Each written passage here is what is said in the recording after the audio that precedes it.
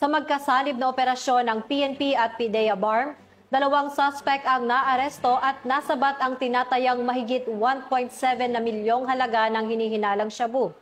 Magbabalita dyan si Patrolwoman Leonora Gawang. Samang 1.7 milyong halaga ng shabu mula sa dalawang naarestong drug suspect sa isinagawang drug bypass operation ng PNP at PDEA sa Sinsuat Avenue, Rosario, Cotabato City nito lamang ikapito ng Nobyembre taong kasalukuyan. Kinilala ni PDEA BARM Hill Cesario Castro ang mga suspect na sina alias Mimi, 43 na taong gulang, isang magsasaka, at si alias Maggie, 39 na taong gulang.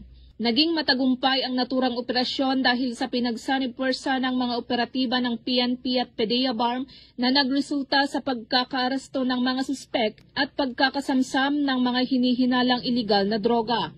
Nasamsam mula sa mga suspek ang 5 piraso ng heat seal transparent plastic sachet na naglalaman ng tinatayang 250 gramo ng hinihinalang shabu na may halagang 1,700,000 pesos, 2 Android cellphone at bypass money.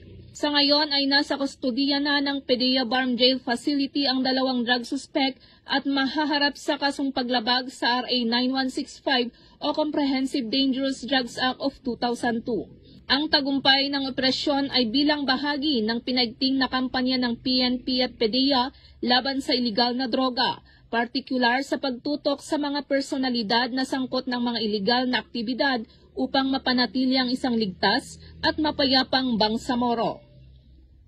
Mula rito sa rehiyon ng Bangsamoro, ako ang inyong Police News Network Correspondent, Patrolwoman Leonora Gawang, alagad ng batas, tagataguyod ng Balitang Pulis.